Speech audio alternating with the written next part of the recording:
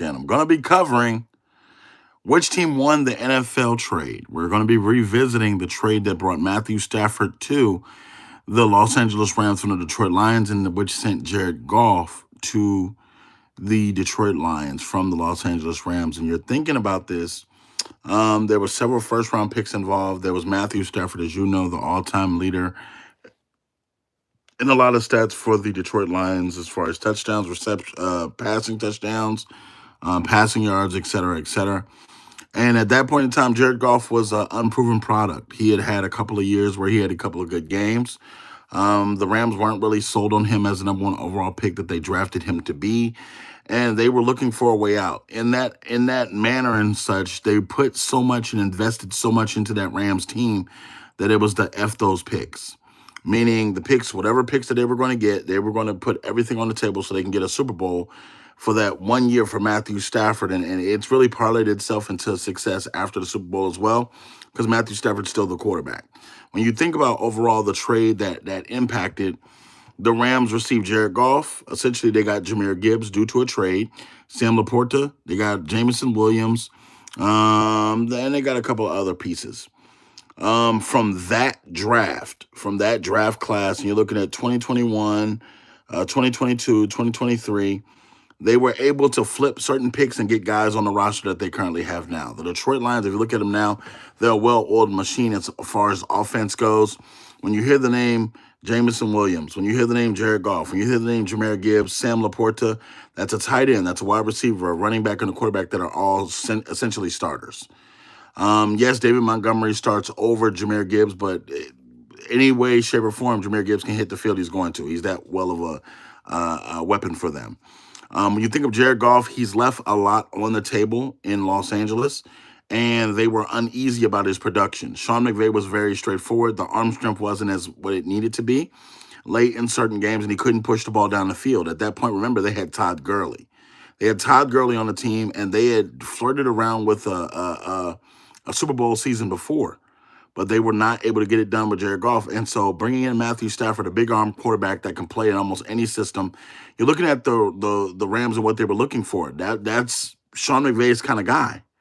So a big arm talent, a guy that can push the ball down the field. And remember, they had Odell Beckham Jr. at that point.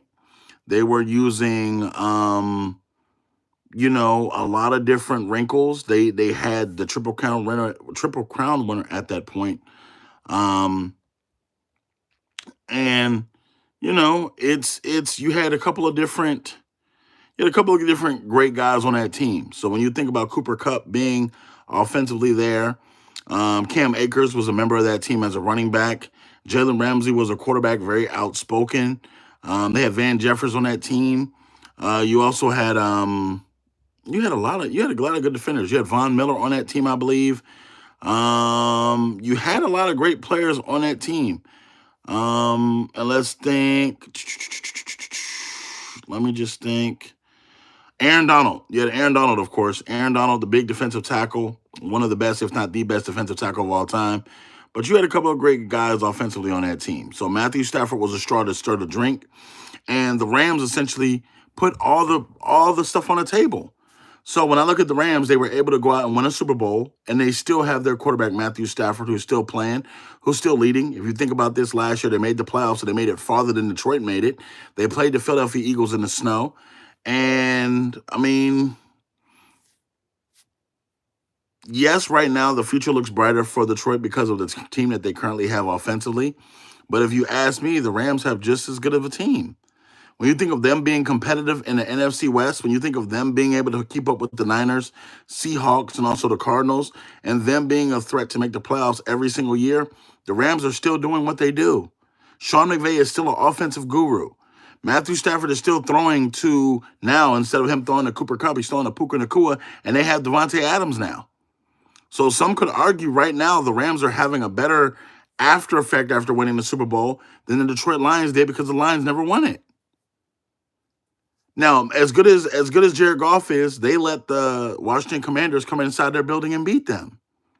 A rookie quarterback that is sensational in Jaden Daniels that shredded that defense. Now, mind you, the defense does have issues as far as health concerns and them having so many different people out because of long-term injuries and stuff like that. There's nothing you can really do about that. But the offensive side did not come to play in the first half. And that's what allowed the Washington Commanders to jump out to that lead. And Jared Goff can be held responsible for that. Remember, this team for the last 2 years has been knocking at the Super Bowl door. There was a lot of hoopla. There was a lot of pizzazz. The last couple of years, the Detroit Lions were supposed to make the Super Bowl. If you think of them last year, the number one seed for most of the season, they were going back and forth with the Minnesota Vikings, winning games, and it was just one game of separation. And they played on the last game of the season for home field advantage, I believe. But you got to ask yourself, that trade there, that won the Rams a Super Bowl. A lot of people will argue, well, you got to look at the Lions now. You got to look at what they're going to do in the future. There's no guarantee that this Rams team, that the Lions team that they have currently is going to win a Super Bowl. Now, mind you, all the pieces look nice. Having a Jahmyr Gibbs and a Montgomery look nice. Having a Sam Laporte at tight end is nice. Having a Jameson Williams at wide receiver as a complement to Amon St. Brown is nice.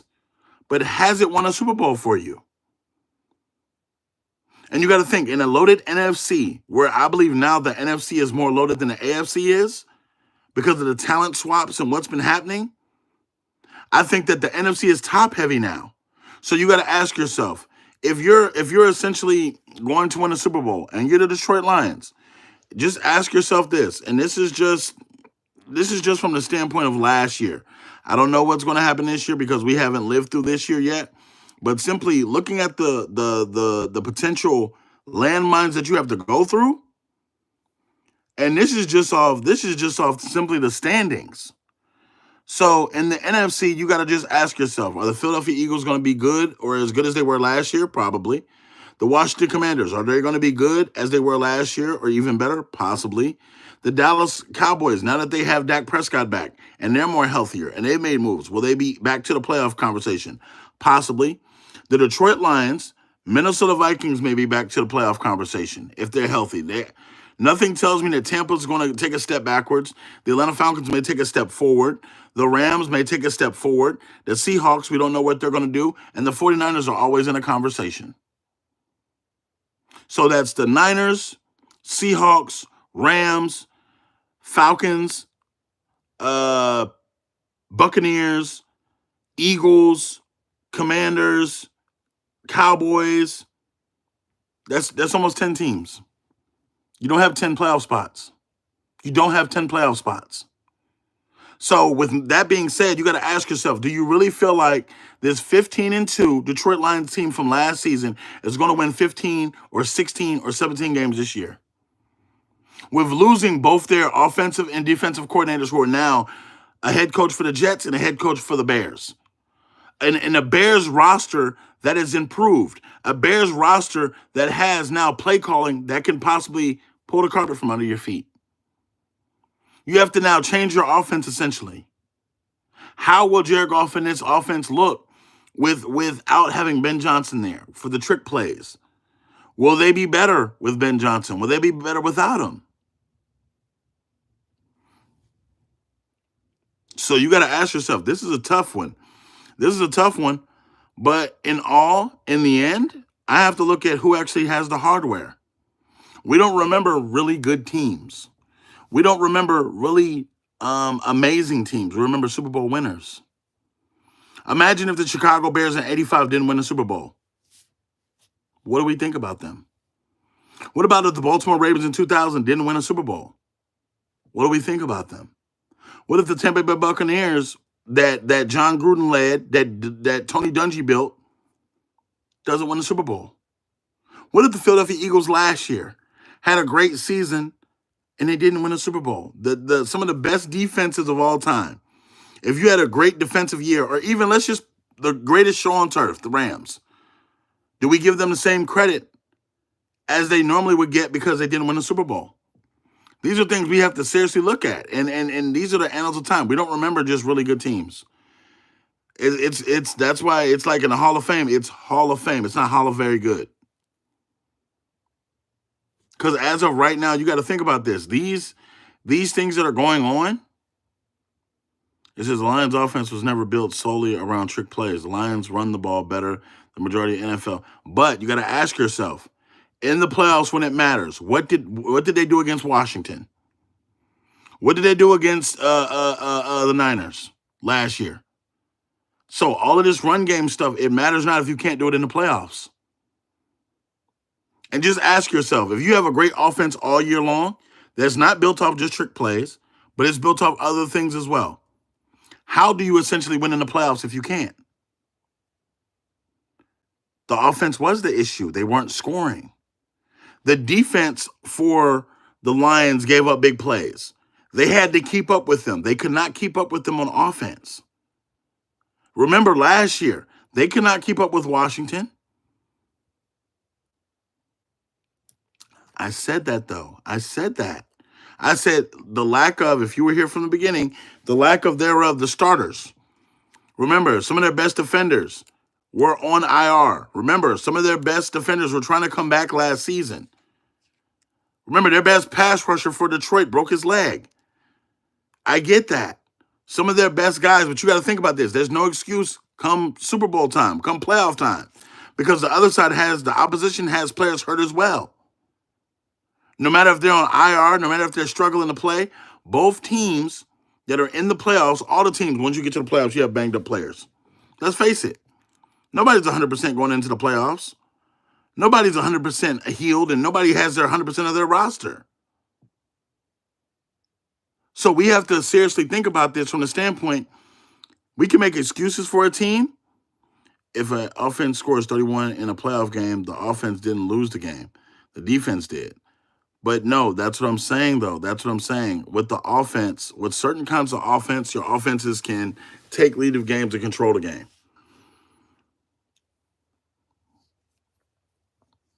It is banged up. It's the same thing. It's the same thing. Everybody has injuries. Everybody has injuries. Because I'll tell you this. There's offenses in history that have controlled the game. If you look at certain teams, there's offenses in history that have lit the scoreboard up that once they get the lead, you're not getting it back. Yes, you got to think about this. You can outscore teams and put pressure on them to do it. The Rams were one of the teams that outscored people and put pressure on them to score every single possession. At one point in time, the Chiefs, when they had Tyreek Hill, they were a kill type offense where you had to score to keep up with them. Travis Kelce was lethal. Tyreek Hill was lethal. Anybody he threw to was lethal.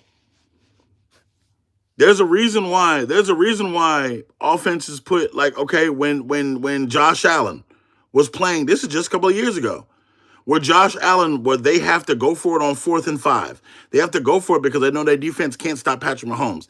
That's what a fearful offense does. It forces teams into situations where we can't punt this ball. We got to score on every possession to keep ahead of him. Look at when the Ravens did it to the Chiefs. The Ravens had a small lead and they gave the ball back to Patrick Mahomes in the last couple of seconds.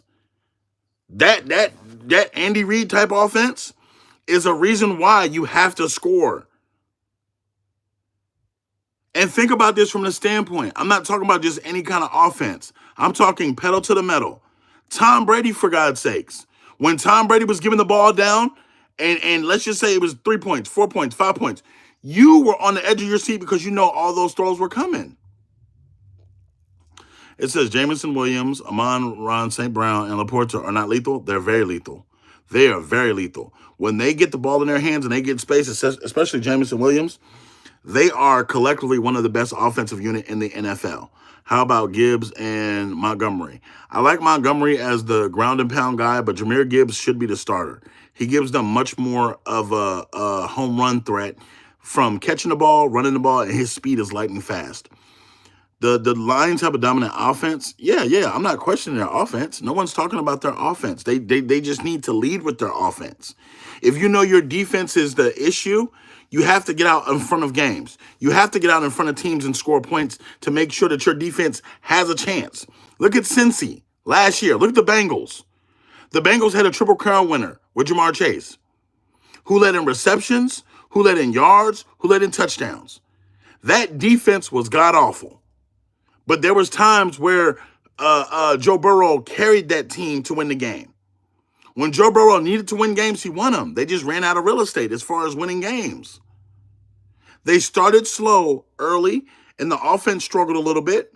But when the offense picked up midseason, they were destroying people. They were making sure, okay, we're gonna win this game 40 plus points. Where you're forcing every game to be a blowout. Now, you may not be able to blow the team out because your defense is giving up points too, but you have to take the initiative to say, you know what? My defense is trash. I don't have a way to play defense. I'm Joe Burrow. I'm the quarterback. I can't get back there and play safety. I can't back there and play corner. I can't do anything to stop that. But what I can do is make sure when I get the ball, we use the clock appropriately. We drain the clock. We put more points on the boards than they can put up. And we also make sure at halftime we have such a lead, or we're dictating that we're stopping them from using their offense. We're keeping their best offensive players on the sideline. That's sometimes how you use the offense as a defense. Remember, the Colts, one of the smartest teams ever, when they won that Super Bowl, how they beat the Patriots that year. It wasn't just defense. It was keeping Thomas Brady on the sideline, not giving him many opportunities to make plays. We all know that Tom Brady's the GOAT. There's nobody questioning if Tom Brady's the GOAT. Tom Brady is one of the best overall quarterbacks from top to bottom. But when he lost that Super Bowl, essentially the year that the Colts won, when the Colts beat them at their own game. They scored efficiently. They didn't turn the ball over a lot. They bled the clock out, and they made Tom Brady sit on the sideline. That's a recipe for success. And again, it doesn't matter who you have on your team. If that quarterback is one of the greatest of all times, he's going to find a way to beat you. It may not be in the first half. It may not be in the second quarter. It may not be in the third quarter. But when that fourth quarter comes around, Tom Brady knows how to dice up a defense. Tom Brady has played long enough to where he knows before the huddle even breaks, oh, y'all running cover 2. Y'all running the 3-4. Y'all running the 4-3. It doesn't matter what you try to mix them. So we have to understand, sometimes your best defense is the best offense. And some of the greats in history have had to deal with that. Look at Dan Marino. Dan Marino didn't have a great defense, so he had to pour into the offense what he could. We thought Dan Marino was going to be in the Super Bowl at least 3 or 4 times. Based on his rookie year, based on what Dan Marino did early on, we thought we was going to see Dan Marino win titles after title. That's what you got to realize. This is the tough part about it. As good as those teams were, they didn't win a Super Bowl. Just ask yourself, the Atlanta Falcons, that Atlanta Falcons team that lost to the Patriots, they were a dominant offensive team. And what happened? The offense gave the game away. Strip sack, fumbles, interceptions, 28-3 in the fourth. You got to think about it, man. Offense, go Broncos. Y'all got Funga, y'all got Greenlaw, y'all got a couple of different defensive pickups. They got to get healthy though. But I agree with that. They can definitely, the Denver Broncos could definitely be a threat. Y'all have 2 good corners now, not just one. I think that y'all can play a variety of offense. It says Kyle Shanahan loves to abandon the run in the second half. Yes, I agree with you. I agree with you. Look at the San Francisco 49ers for a change. San Francisco had the 49ers beat. San Francisco had the Chiefs beat. Excuse me, I misspoke. Not the 49ers had the San Francisco beat. They chose to play that game the second half the way that they did. So you mean to tell me that 49ers team that was loaded on offense and on defense wasn't a better team than the Chiefs? At every position, you had almost an all-pro player. From Deebo Samuel to Kittle to offensive tackles to defenders. Remember, the 49ers were loaded at that point, and they didn't pay everybody at that point. Yes, I see. And that's an example of it. What did Patrick Mahomes do? Because his offense was struggling at times, because his defense was struggling at times, he kept the game close enough to strike the 49ers. He pick and chose his shots. He pick and chose when to expose the defense. He pick and chose when to move. And then, boom, he made his move. Boom, then he made his move. Then all of a sudden, all those little paper cuts, Eventually, at the end, he sliced them. And that's the thing. That's why I said to you, sometimes even with a bad defense, the Chiefs have never been known as a defensive team. Yeah, they had a couple of good runs with Spagnolia. Yeah, they had a couple of good series with Spagnolia. The Chiefs have never been a great defensive team. I don't care if you're talking about Chris Jones. I don't care if you're talking about Honey Badger. I don't care if you're talking about Eric Berry. I don't care who you're talking about. The Chiefs have never been a great defensive team. But Patrick Mahomes, as long as you give him an opportunity, and as long as you keep the game close enough, respectable enough, within 3, 6, 7 points, he's going to keep you in the game.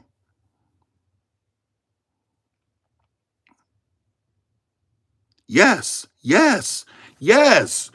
And you got to think about this. I don't think it's just, and you got to give the coaches credit with both those quarterbacks that you're naming, because Patrick Mahomes is a band aid for the offense, and just like Andy Reid can be a band aid for the offense as far as play calling.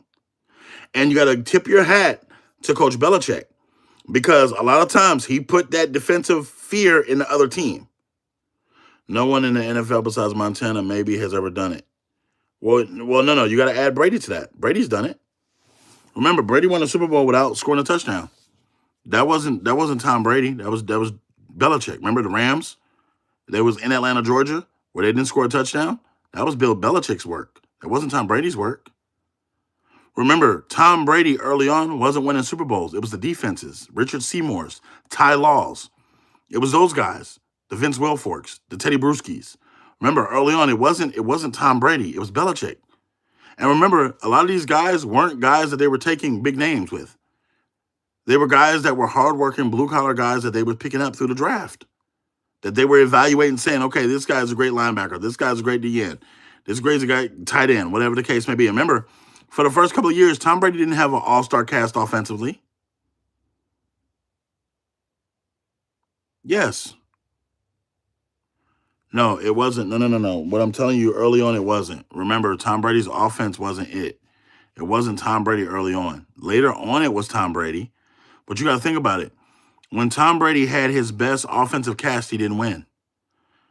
You remember, Tom Brady had, at one point in time, he had Aaron Hernandez, he had Gronk, he had Wes Welker, and he had Randy Moss, all on the same team. They didn't win that Super Bowl. Remember, the Giants won that. That's putting it.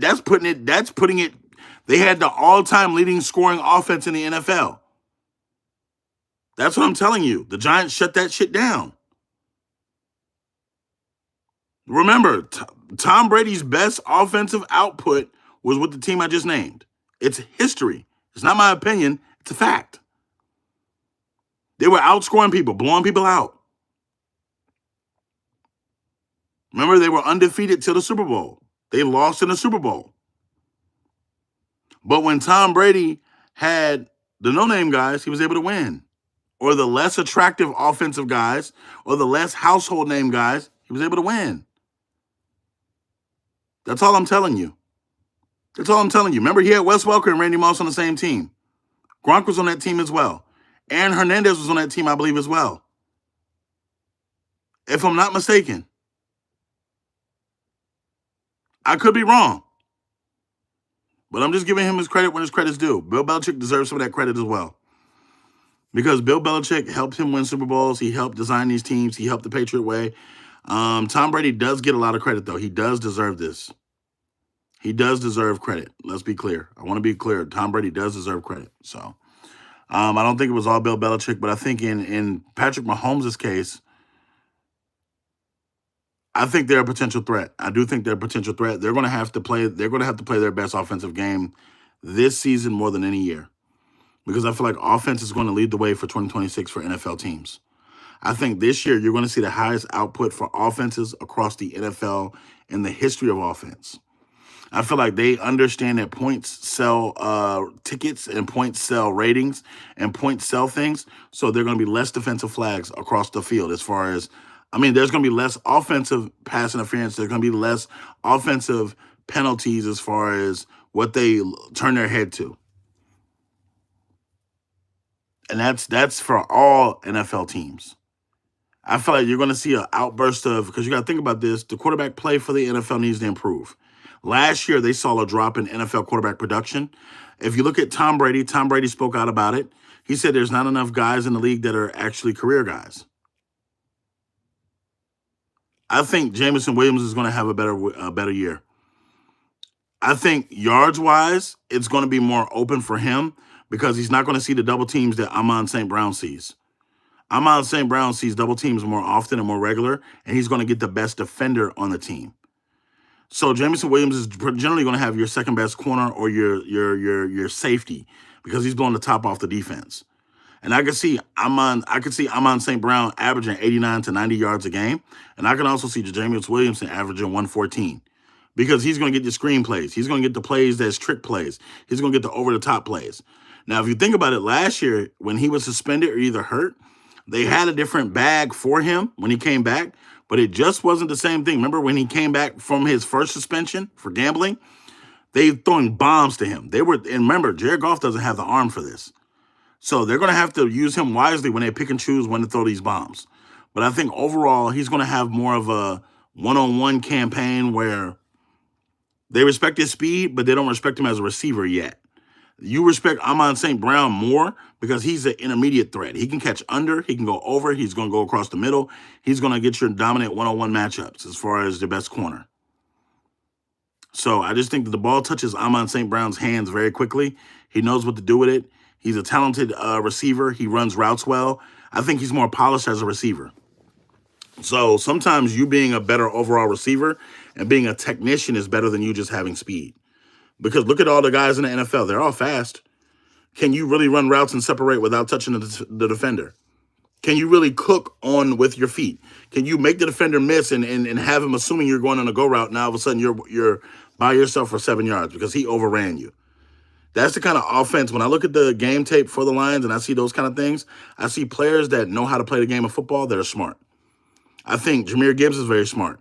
He runs the ball inside the tackles, and then when he gets outside, it's a blur of speed. It's a blur of speed. So, yes, I feel like the Detroit Lions have a potential threat to win the Super Bowl.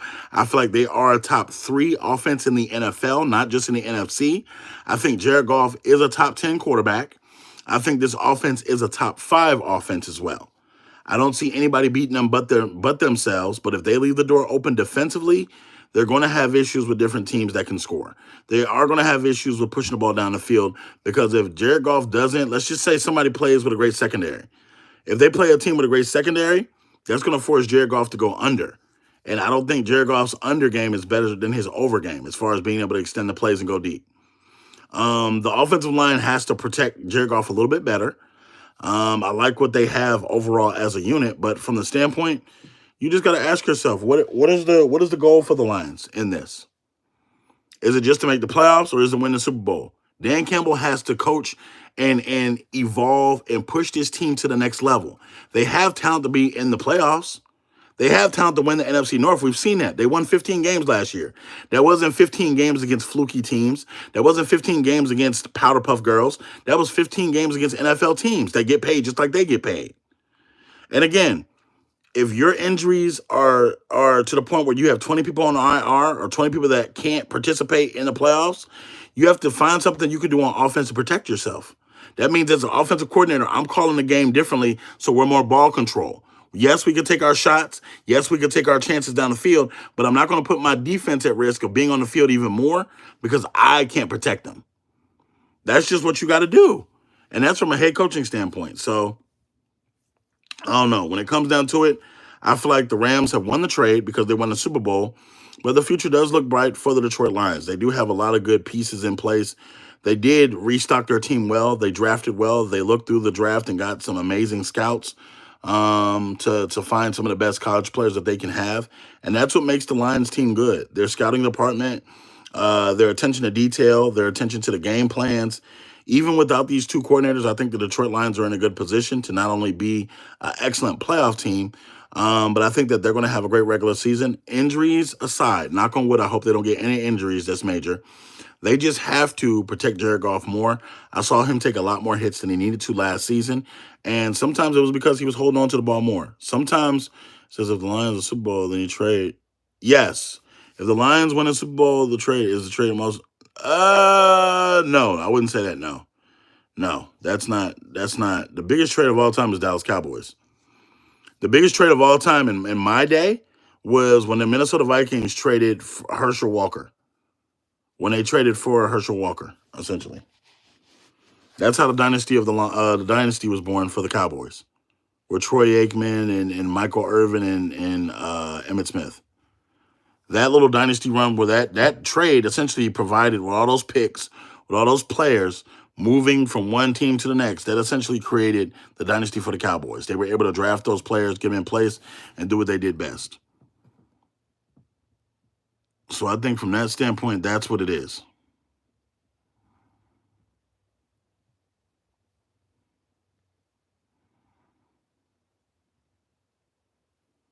I'm saying even. Yeah, that would essentially do it. That would essentially do it. That would essentially do it. That would essentially say that it's somewhat even. So,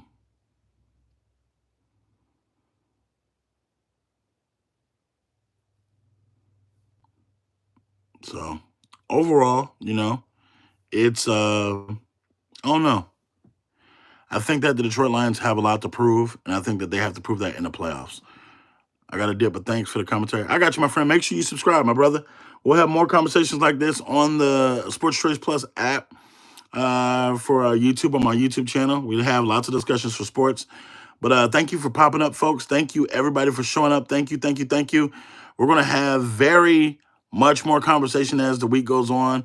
We're going to be tackling other subjects, other trades, other NFL news to updates. We're also going to be tackling if the Bengals are going to be able to sign Stewart to a contract. A lot of people are talking about what's going on with that situation. Are the Bengals cheap? Possibly. So you got to stay tuned, folks. But if there's any breaking news, I would definitely make sure I go live and break that news down for you. If you have any questions, comments, concerns, make sure you hit the subscribe button and you can hit me in the inbox at any point in time. But again, thank you so very much. It's a new start to your week. It's a Monday. So have a great